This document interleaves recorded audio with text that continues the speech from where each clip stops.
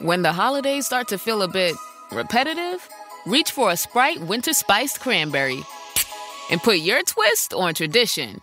A bold cranberry and winter spice flavor fusion, Sprite Winter Spiced Cranberry is a refreshing way to shake things up this sipping season. And only for a limited time. Sprite. Obey your thirst. This episode is brought to you by Indeed. You're ready to move your business forward, but first, you need to find the right team. Start your search with Indeed Sponsored Jobs. It can help you reach qualified candidates fast, ensuring your listing is the first one they see. According to Indeed data, sponsored jobs are 90% more likely to report a hire than non-sponsored jobs. See the results for yourself. Get a $75 sponsored job credit at Indeed.com/podcast. Terms and conditions apply.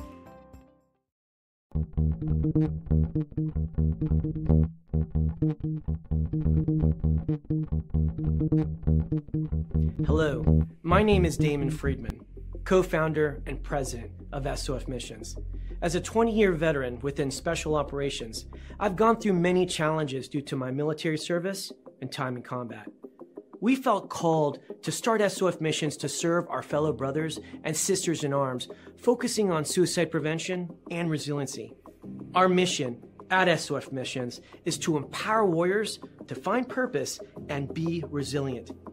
Since 2011, when we started the organization, almost 3 million men and women have deployed to Iraq and Afghanistan.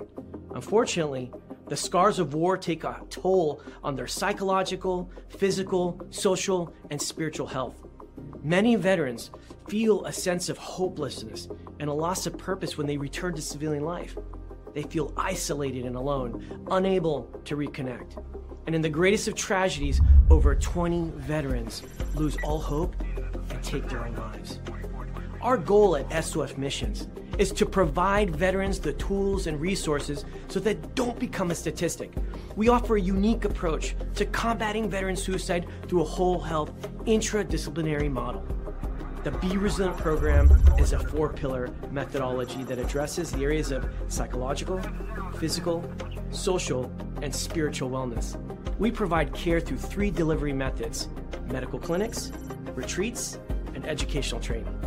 Since we started back in 2011, we have been able to reach veterans in all 50 states and have served over 3,000 veterans through the Be Resilient program. Being resilient is a multifaceted and complex issue. We know that to find a lasting solution, we have to address the whole warrior. Many challenges cannot be solved by providing the treatments and modalities of just one component, but by tackling them all. Now, we've expanded our services to include law enforcement and first responders. Together, we can make a lasting impact in the lives of warriors across the nation. To learn more, visit our website at sofmissions.org.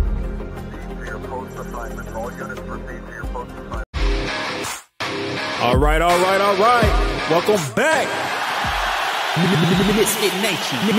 MisFitNation. The MisFitNation show. We are a show founded by a veteran and hosted by 2 veterans and a military spouse. Our mission is to get people to tell their stories to the world. If you're an author, share your tips with the Misfit Nation. If you're a musician or an actor, our audience needs to know how they too can get into the business. Coaches, we love our coaches. Come on and share your tips with the Misfit Nation to help them become better versions of themselves. If you are a corporate leader or an entrepreneur, come on and show how you did it and how hard you have fought for success. If you are a veteran, first responder, or Gold Star family, we would love to have you come on and share your story with the Misfit Nation. We always have time for you. If you're feeling down, alone, or starting to see the darkness, stop. Think about those who are around you. You are not alone. You will be missed. If you feel like your problems will be a burden to those in your inner circle or feel embarrassed, dial 988. If you are a veteran, take option 1. We need you to keep pushing forward. Don't make a permanent solution to a temporary problem. If you are a new listener, welcome to the Misfit Nation show. Be sure to subscribe to our show on your favorite podcast app. Also on our YouTube channel at @the_MisFitNation. Subscribe and click the bell to keep you up to date on our latest episodes and all of our news. Be You can also find us on Heroes Media Group and About Face Radio. Now, let's get to the show!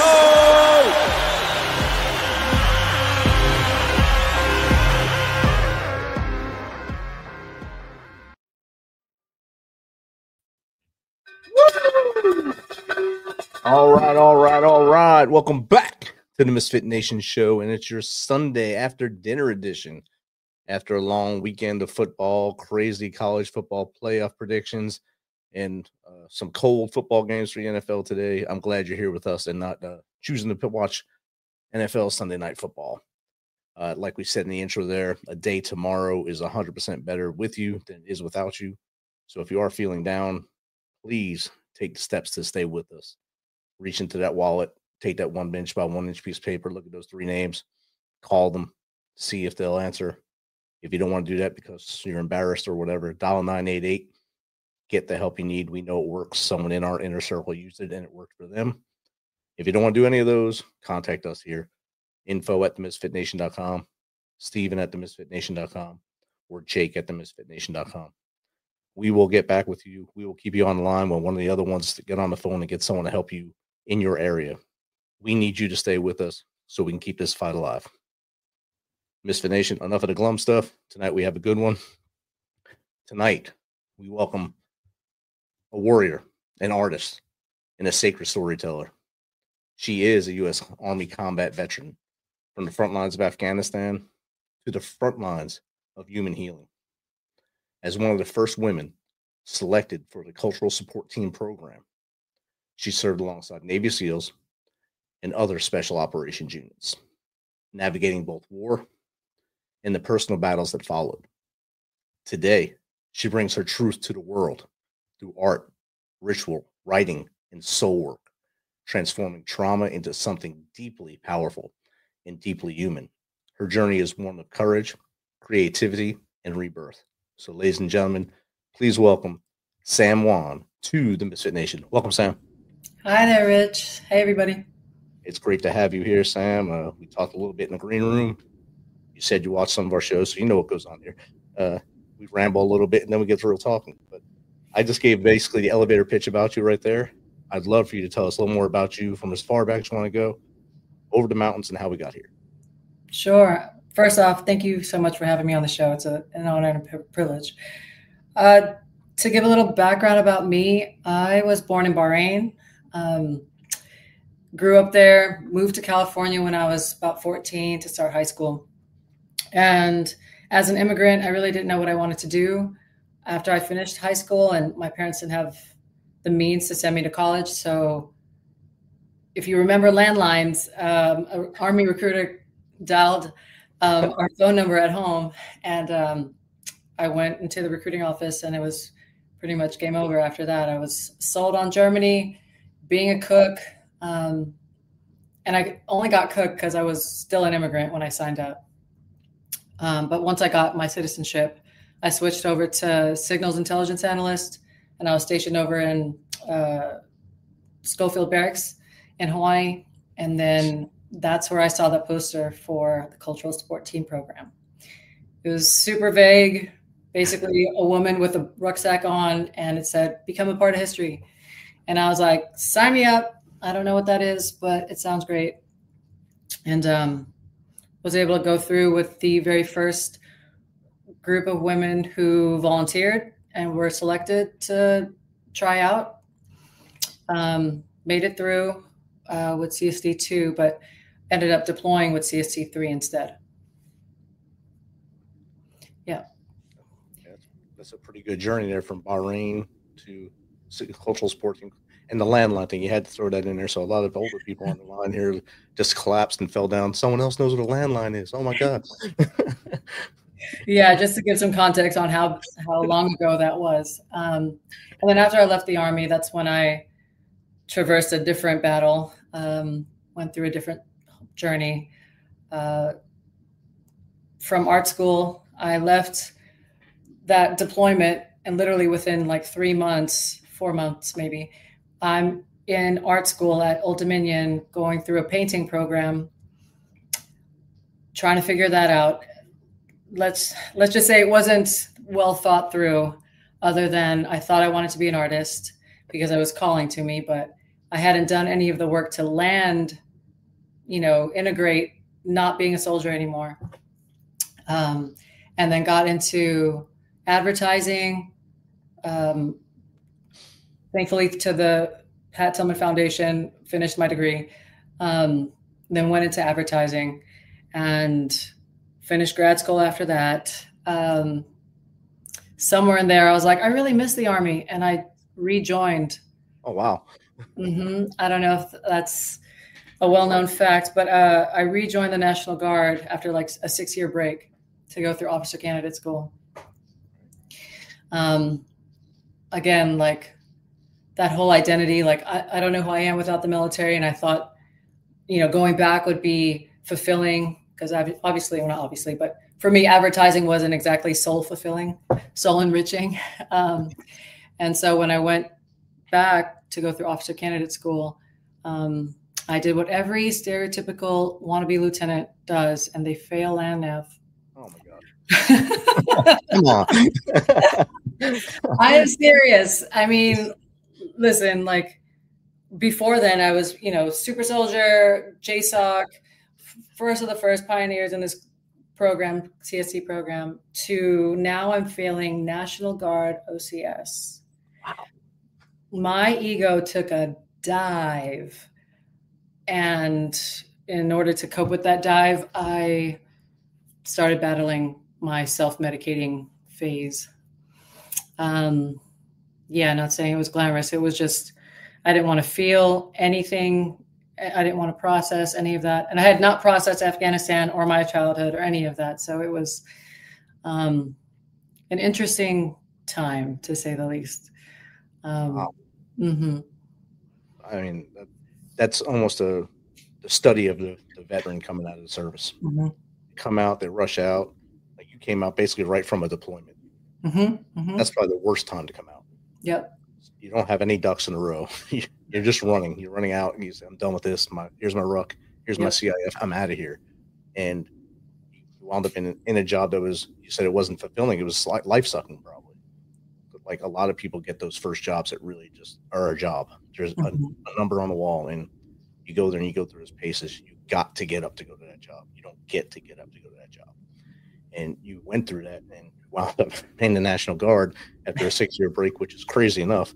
And then you did the lieutenant thing and you failed land nav. And I understand what you're saying there, the soul wrenching thing. When now, after all the high speed things you did, now you're at the bottom again. I didn't know how to, like, that was my identity, like, what do you mean I'm failing anything? It was definitely needed. The universe was like, hey girl, you need an ego check really quick. And it served it up. But it was neat. I wouldn't take it back. I mean, sometimes those lessons or lumps, like the tattoos, you just got to let them go. You take them, you look at them. All right, this is what happened here. And I'm going to drive forward. And I basically, like I told you in the room, I see what you're doing through the stories I see on social media. You're doing a lot of great things now. I didn't really want to talk about all the stuff from the past because I want to talk about what you're doing to help you and others now. But you're going to have to interject things in the past to find out why the things now are working. Yeah, I'm happy to do that. Like, I think there's a few, a lot of veterans can benefit from that. One, knowing that they're not alone. Yes. We all have our own struggles. And two, we have a lot more in common than we like to admit. We just are either too shy or embarrassed or ashamed to share the failures, the traumas. So, happy to dig in. A lot of us are what we call hard-headed. We don't want to admit that there's others out there that have gone through the same thing and probably could help us. And that way we don't go as deep into our problem as maybe they did. And where were you in Afghanistan at the time? Sure. So I was there 2012, Fob Shank, Logar province. Okay. So I was in 2012 in Afghanistan as well. I was in Kunar, Chowkay. So about the same time as you. Towards the end of the year. I was there from, I think, May till December. Oh, cool. As advisor team. And yeah, that's the time I woke up as a soldier. Basically, I got wounded, and that woke me up. Oh, well, sorry to hear that, but yeah. I'll let you go now. Oh yeah. Yeah, I was there February, like end of February through November 2012. Okay. Yeah. Yeah, I'm sorry. Can you repeat the question? Just tell us what you went through there, and then what made you decide during that to say, that's it for me. I'm done. Oh, sure. Wow. Okay. So as a CST, if you're unfamiliar with the program, our job was to integrate with special operations units like SEAL Team 6, Delta, Ranger Regiment. And we were the only women on the team to kind of handle and question, search the women and kids went out on mission. At least the mission that I supported, which was night ops or night raids. And so we would go out with them, do our thing, and manage the women and kids. As you can imagine, it's not exactly the hearts and minds kind of marketing, beautiful picture, like beautiful relationship building. No, not really any of that. But during that deployment, there were things that were happening that made me question why we were there and who I was. Like, what version of Sam do I need to be here to operate at this level, to do the things that we are doing?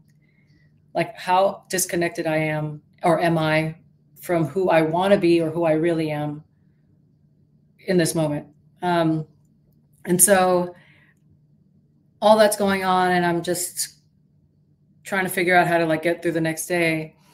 And at the time, we were also Logar, or Fob Shank, is getting mortared every day. And you kind of just disconnect from it from a survival standpoint. Like, you don't really feel, you just go through the motions. But there was one mission in particular that made me really kind of wake up. And what happened on mission was that we were going to the house like we usually do, no problem. And going through our regular protocol, calling out, call out 1, nothing, call out 2, nothing, call out 3. Now we're getting fired at, right? And so we're receiving fire. 2 of our guys kind of get injured, shot, medevac comes and takes them out. We request air support. They do their thing. And now we're assessing the aftermath. In that, there are 2 women that are survivors, and basically let me know, their family were killed, affected by this whole thing. And I just, after hearing something like that and realizing what just went on, it wasn't exactly something that I could process in real time, right? Like, if I show weakness here, if I show my soft womanly side, this is exactly why they don't want women doing this thing. So I turned that off, and I didn't express it. I didn't tell anyone. I didn't say this really bothers me. Nope. I started drawing. When I was in Afghanistan to kind of just get myself back into my body. And I had chalk for whatever reason. I don't even know why, but I had chalk, and in our tent, our rooms were divvied out and with plywood walls, and I would just make on the walls, patterns, shapes, whatever. And eventually that those chalk drawings turned into paintings. And I started painting Native American faces, different tribe members, not realizing that my attempt to reconnect with this medicine, this art, this tool, was me trying to map my way back to myself. And then years later, I would find myself in another desert with another tribe, with another medicine. And I discovered psychedelics. Whole different desert, yes. Yeah. How many years later was that in between there? 27, 6.5, 7, yeah. So it's right after the National Guard stuff. Yeah, right in between there. Like after I did that, after I failed and I was self-medicating, I eventually hit like, this is not working. I'm really burning the candle on both ends. And since then, you've been doing a lot better. Yeah, I mean, I would say like healing's not linear, right? It's not like I'm going to heal now and everything's fine. No, it's a 10-step process, and you take medicine and you're healed immediately. No, I call it a spiral. Like sometimes, I was doing good, I'm doing the right things, and then now I'm relapsing. I'm doing the right thing, now I'm relapsing. But now, like for the last year, I've been sober. So it's been, it's been great. Mm-hmm. I started that journey in January of this year after 40 years of going to the bottle for everything. And so 40 years of killing myself slowly and silently. I just cut it off cold turkey, and 300 something days now doing pretty well. Congratulations. That's amazing. Thank you. Yeah. Hell yeah. Same team. Yep. And I'd seen was it about a month and a half ago or 2 months ago, you did surfing or something. Tell us about that. Yeah. Well, I mean, art's always been a part of my kind of like healing tool bucket now. And I share my artworks from time to time. And there was an organization that reached out to me, the Project Valkyrie, and they stood up are you talking about where I painted the surfboard, or are you talking about with the Pat Tillman Foundation? Sorry. I think you were out there on the water. Uh-huh. Yeah. Okay. Yeah. So I'll talk about the first one. So, because both times I was, but I don't think I posted pictures of me on the board the first time. But the concept is surf therapy for veterans. Basically, you learn how to surf with the board that you made, and I got to paint the surfboard that that organization will end up like auctioning off to raise money for their nonprofit. But learning how to kind of be one with the ocean, get comfortable being uncomfortable, doing something out of my comfort zone, or like, I'm not a great swimmer. So that's pretty much why I hadn't surfed, even though I was stationed in Hawaii. Yeah. I missed out on a good opportunity there because I was there for like 5 years, but doing it with a group of vets who are also like challenging themselves and pushing themselves out of their comfort zone was kind of nice, because it was like, okay, I'm not doing this alone. That's awesome. And I've seen you. I think it's like post like days of the journey, and it was pretty cool watching it. Yeah. And seeing. I highly recommend if you haven't tried. And listening to you talk about it now, I can see it really helped you, and not just the surfing portion, the way you were able to give back to them for helping you. That helped as well. And I think through arts, you can do that both ways. Yeah, I now look at my art practice as an act of service, a tool of service. Like even just practicing how to do my craft is like honoring, I don't know if you talk about God here, but honoring God, and, that's a God-given gift. And so put it to use, Definitely. And it's funny you say we talk about God here. I don't know if you talk about here. We hadn't really talked about it, but we had a lot of guests in a row that had faith-based reactions. Yeah. And it just started this thing where we actually were more comfortable talking about it. Yeah. And because we all have the deep faith in, I always tell people there's no atheist on the battlefield. No matter what people tell you, there's always someone praying when there's gunshots going off. Even the biggest person says, I don't believe, they're praying somehow. So you got to believe in something in order to come back. And I think that's what has helped me this year, especially. I'm sure it's helping you as well. Yeah, no, absolutely. Like believing that higher power, whatever it is, however you want to name that, I think it's really helped me come back to myself and just be more present. We got a question from the audience already. Okay. This is from Mike and them. Sam, how did your experience on cultural sport teams shape your identity as both a soldier and now as an artist? Thank you, Mike and them. Great question. So when I was on active duty, me being one of the first women to do this program, and coming back serving with DevGru, I came back to my unit with like a chip on my shoulder. I was proud of what I did, sheesh. Just being transparent, I was proud of myself. I'm an immigrant orphan from Bahrain who ends up on the battlefield with SEAL Team 6. What are the freaking odds of that? Probably not very likely, Not very likely. No. So I would say it served me as the Sam I was during that time, who I was as a person, what I cared about.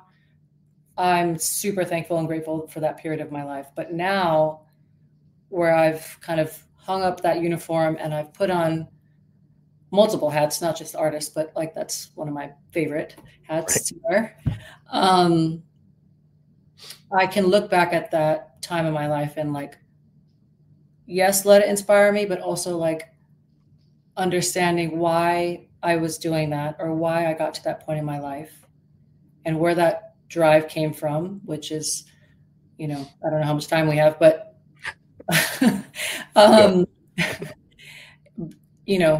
to break it down just a little bit, one of the drivers for me to challenge myself to that degree was me wanting to be accepted and loved and taken in by a team, because I didn't have that at home, and wanting that validation and doing anything I needed to do to get it.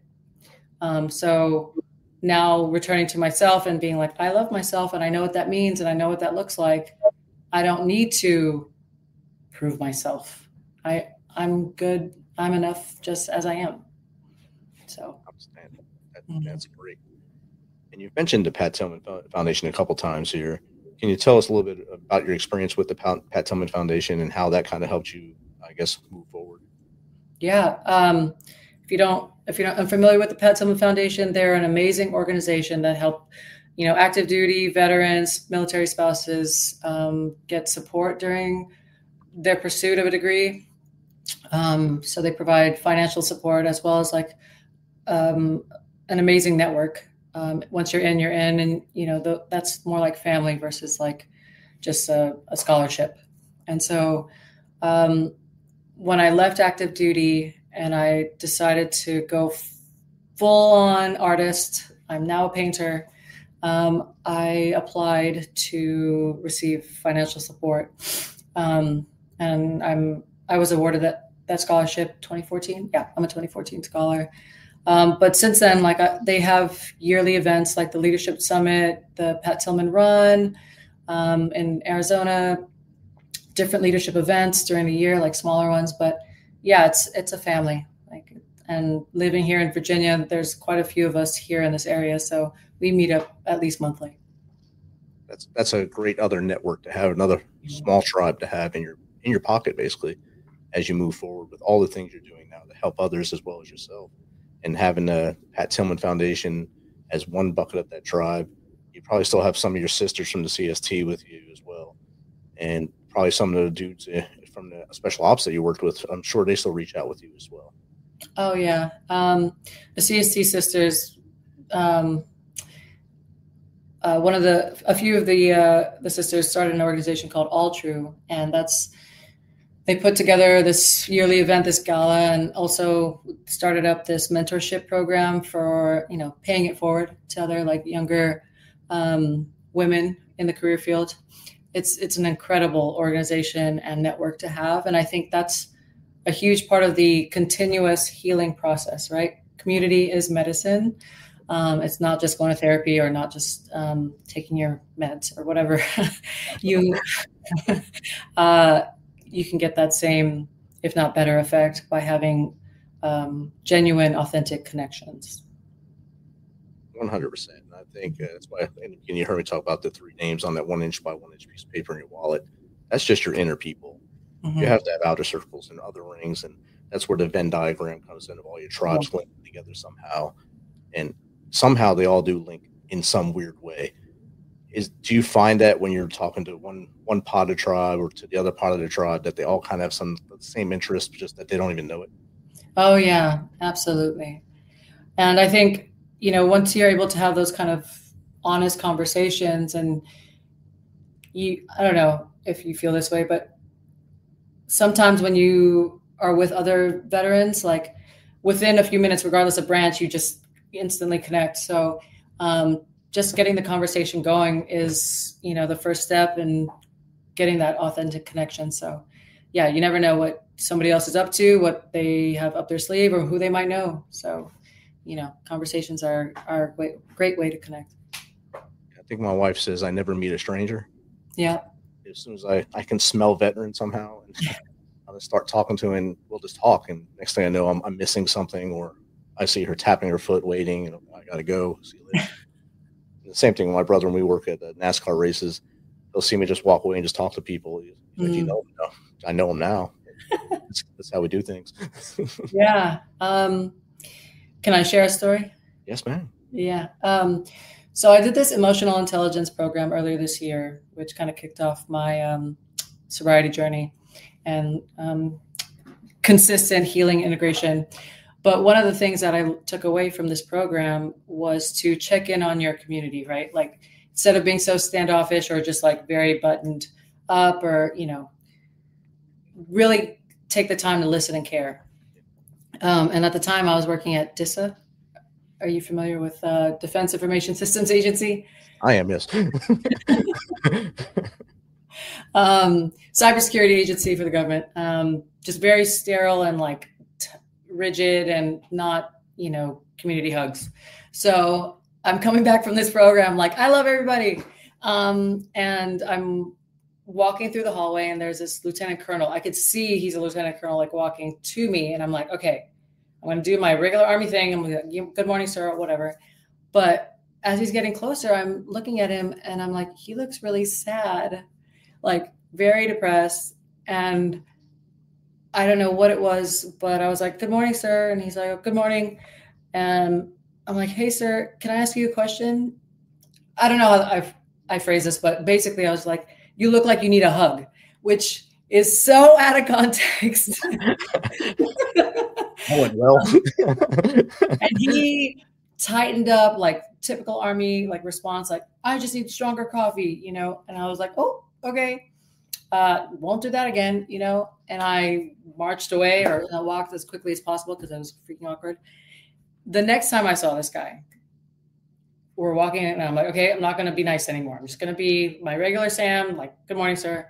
And I do it, and he turns around. He's like, how are you? I'm like, I'm good, sir. And he's like, I haven't stopped thinking about what you said the other day. And I was like, oh.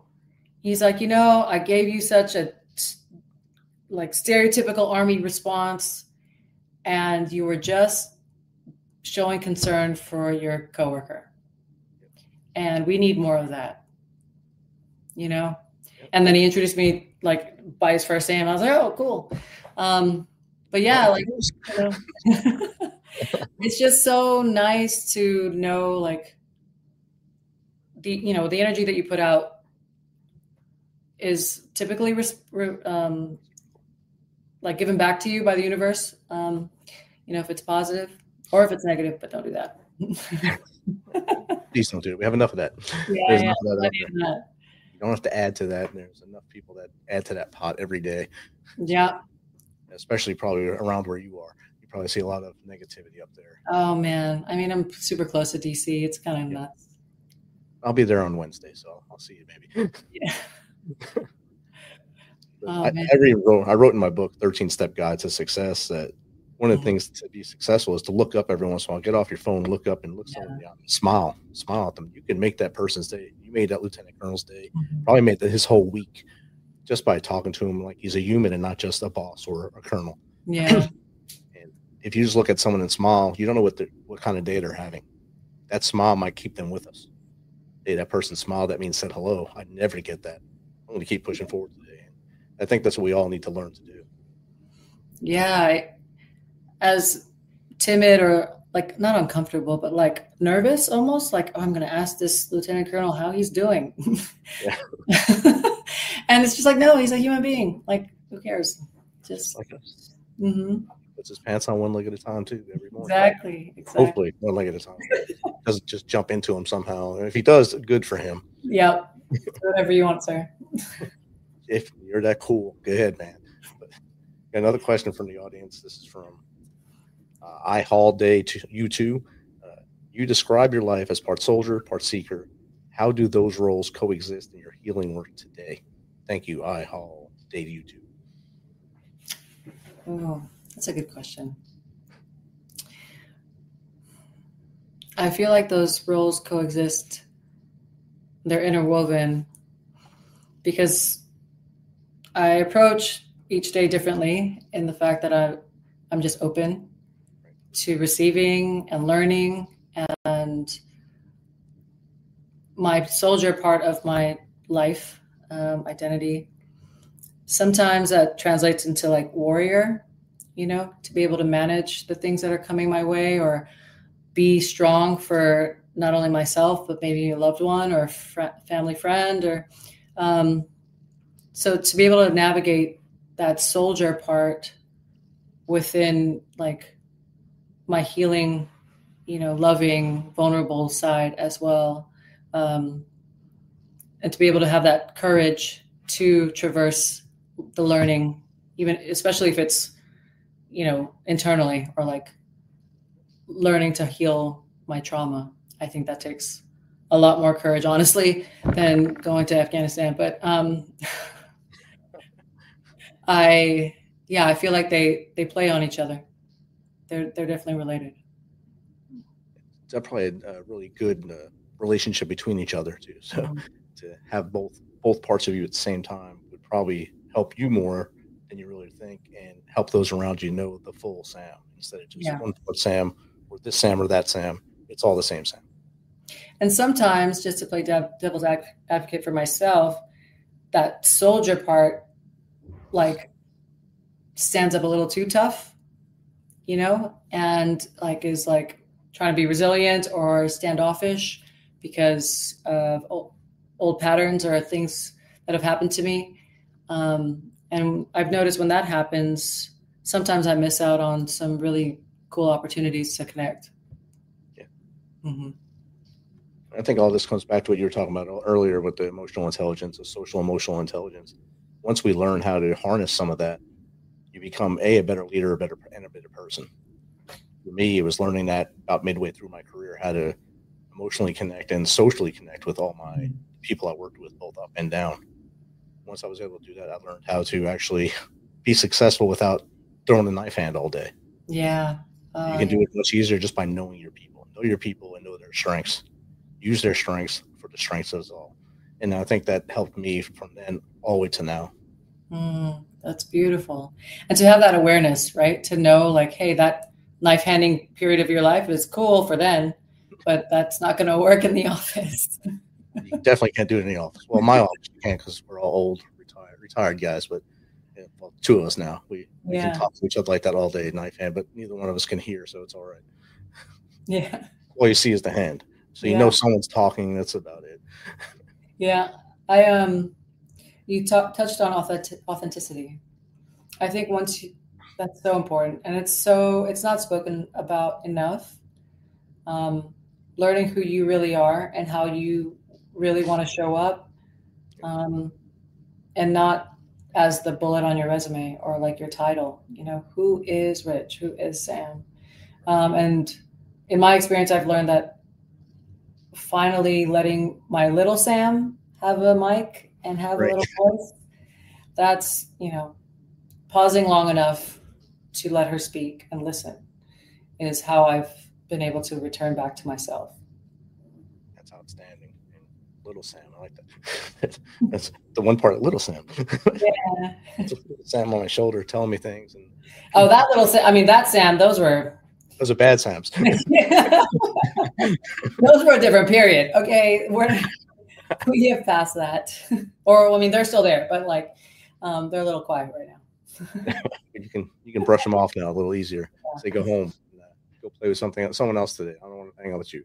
Yeah. And I think that's a lot of us, as we, like, you had that journey coming out, not knowing what to do with your hands, getting to advertising, and you hated it. It was a dredge in your life. For me, my first job was actually helping veterans, and it was dredging my soul because I wasn't healed myself and I was trying to help others. And you can't do both, or you're going to make yourself even worse. And it kind of didn't. And I fell into this job, and this job, we're actually work with soldiers that are active duty now and train them. It actually helps me more than I thought it would. I'm happier to go to work. I'm happy I get to go to work. I don't got to go to work anymore. And there's little things like that can make us just climb that ladder a little faster and just find things along the way to make things better. And it seems like you're finding those little things as you go and making them even better for you and for those around you. I think you touched on it again, like the verbiage you use, you get to, right? To reframe your day-to-day tasks, instead of thinking of it like, oh my God, I have to do this and I have to wake up and blah.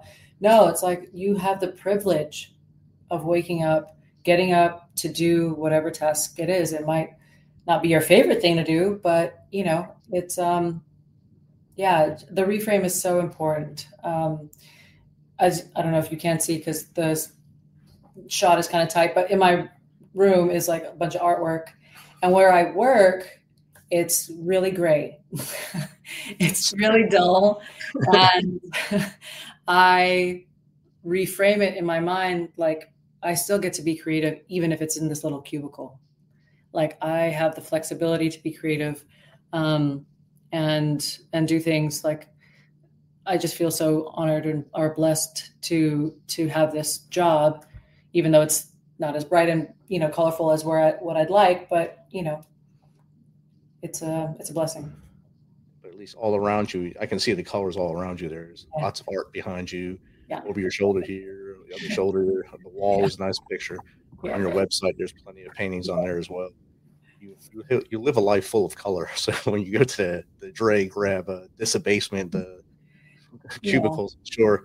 No, it's fine. Just bring the colorful energy, and it's all good. You got to flash back to what you have and bring your energy to that space. Yeah, and if you talked about serving soldiers or serving people before your cup is filled, I definitely have seen how that can affect. Like, you're trying to do the right thing, and you are, but it's like if your cup isn't filled, then eventually you'll run out. So if you're listening and you're like, I shouldn't, or I don't feel like I can pour back into my cup, whatever healing that is, think of it as another act of service to serve yourself so you can serve others. Mm-hmm. Outstanding. Because it was actually the VA told me, you can't work that job anymore. So, why? It's killing you. Said, what do you mean? Yeah. I feel great. No, you don't. Oh, all right. Thank you. Thanks for that TED Talk. Yeah. I'll figure it out. This very realistic mirror. But I mean, sometimes I need that. Like, you can see the veterans who want to be of service so bad that they're just running themselves ragged. And I think that's a self-love conversation, a self-worth conversation that, they deserve to fill their cup. Yeah, we all do. Mm-hmm. Another question from the audience to coming after you tonight. From @Salem's Lot 13. It's a good one. What was the moment you realized art was not just expression, but a path to survival? Thanks, Salem's Lot. Yeah, thank you for this question. So, I don't know how much time we have, but I grew up in an abusive home, sexually abused at home, and I would go into my room and draw to disconnect from the reality of what that was my life. And then in Afghanistan, I started to draw as a means to try and figure out a way back, but I didn't have the words that was what I was doing. Like, I didn't know that I'm regulating my nervous system, like I used it as a survival tool, or like some way to calm myself down. Now I use it as a tool to come into the present, to reconnect with my body, not disconnect from what the chaos that's going on. And so art's always been there, but in a different capacity. Just now I'm very, very grateful that I can use it with intention. What I once used to disconnect, I now use to reconnect. Definitely once was an escape, now it's an embrace. So it's a beautiful circle that the life has given you, and a trajectory that's awesome to know that when you were a little girl, young Sam, that you used it to get away from the violence and the stuff in the household and things in childhood. And then when you went to war, that same thing, the same trigger came right back. And now you use it to embrace life and show the true colors and show that you can heal. I mean, even like, let's say I'm feeling triggered or whatever, like somebody's pissing me off. I'm just being honest. Like, it doesn't have to be a full-on painting, but like sometimes in the office, like things irritate me, and I will just start doodling in the corner of my like notepad to just give myself 3 to 5 minutes, just like calm down, you know? And it just like allows me to like regulate my nervous system, and it's just beautiful. Have any of those drawings wound up on your wall? Yeah, sometimes I do. I don't go into it with like a plan or a sketch composition, but and if I'm home and that happens and I'm triggered or I'm angry, like I rage paint, and it's just like the best. Like I'm throwing. Oh wow. Oh yeah, it's great. It's better than breaking things, I guess. So. I mean, you can break the paint on the canvas if you want. I don't have the luxury, but if you own your house, you could probably do that.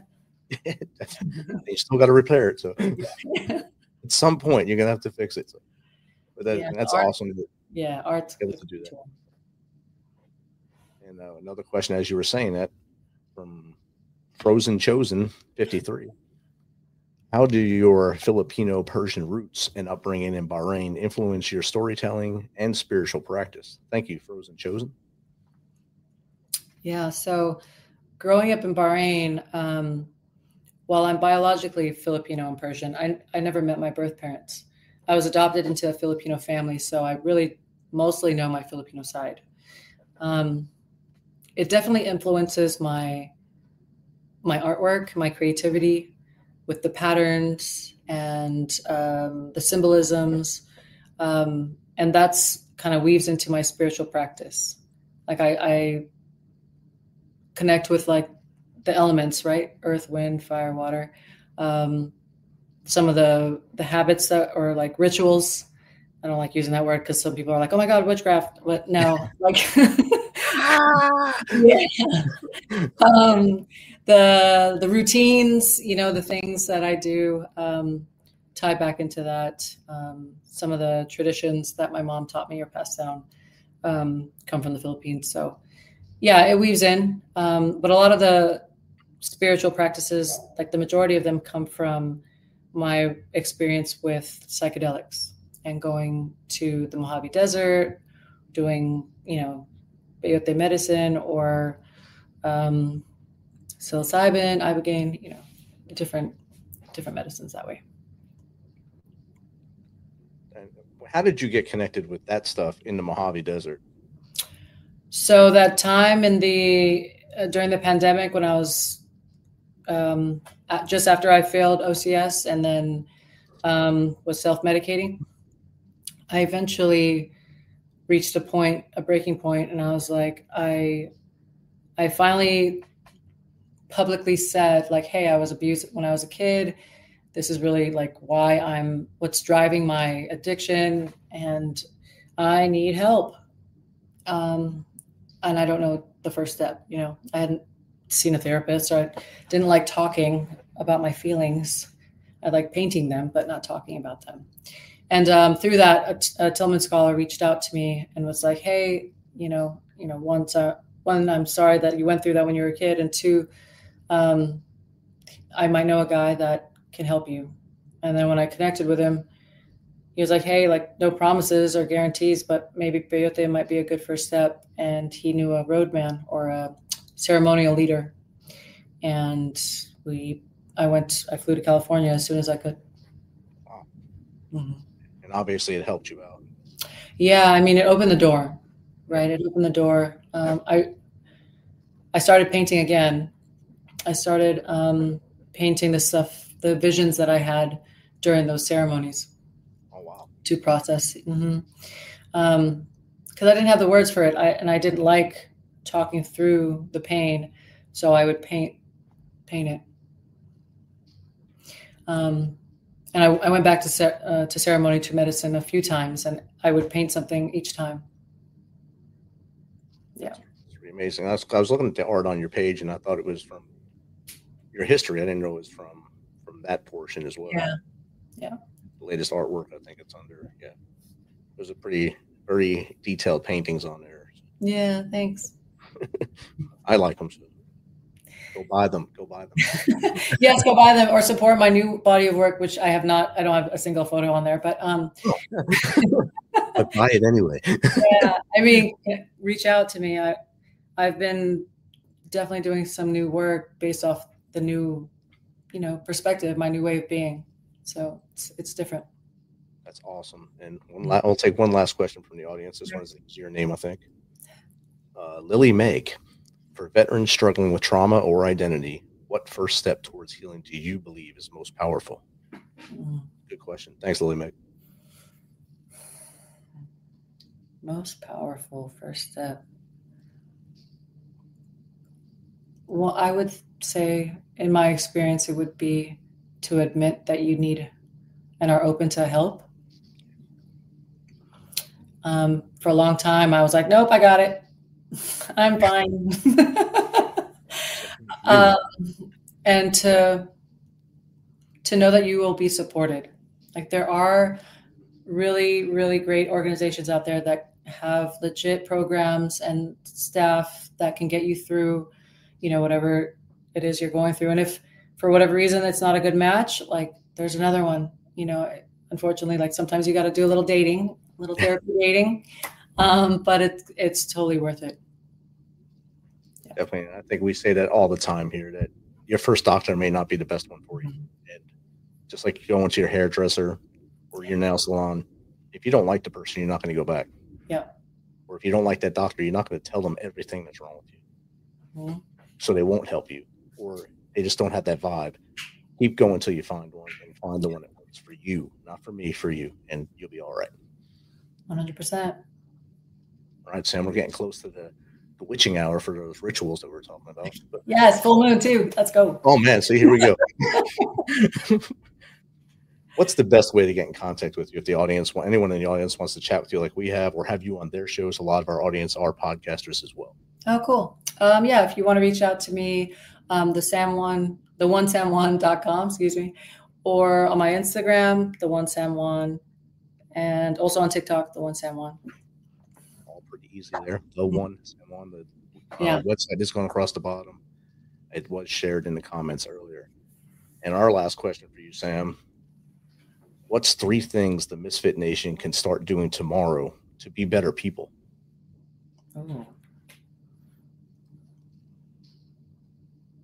To be better people, I think 3 things that I would recommend is to, 1, stop, pause, and listen to yourself and figure out what you truly want, who you truly are, and to have the courage to start or continue that healing journey. Because as we show up as healed people, it's contagious, and other people will want to do it too. Yeah, I don't know if that was 2 or 3, but that's 1, yeah.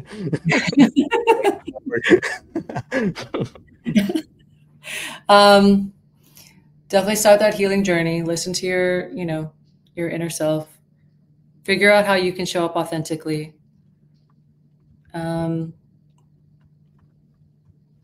And maybe consider using art as a tool to release not only your trauma, it's not only for that, but reconnect with your little self, your little joy, and use that as a tool. It's pretty amazing what you can do. Mm-hmm. All 3 of those are great. And just this past Wednesday, we taught a class on something called Challenge America through the Arts, CAP Arts. Veterans. We do podcasting 101 on there, and 3 of us veteran podcasters get on there and teach. how to be podcasters. We're not experts, but we've been through a lot on this. So we try to share what we've learned and help them out. And they have a lot of things on Cab Arts, like guitars or art. Oh, cool. Music, all kinds of things on there. So it's a great place. And I believe art is a great highway to get out of the problems you're on. Yeah. So thank you for sharing that. Thank you for sharing your big three and everything you shared with us tonight. It's been awesome chatting with you. And thanks for coming from 19-degree Virginia to hang out with us here in the interwebs. Well, thank you for the invite. It was a great conversation. I really appreciate it. I hope you guys have a great, blessed night. Thank you, Sam. You have a great night, too. Misfit Nation, don't forget to look out for each other. Stay warm. Of course, this great holiday season. This is the season where most of our brothers and sisters have a lot of troubles. Check in on your brothers and sisters. If they haven't called you, call them. If they haven't texted you, text them. You'll be surprised what happens next. Until next time, be humble, stay hungry, and keep hustling.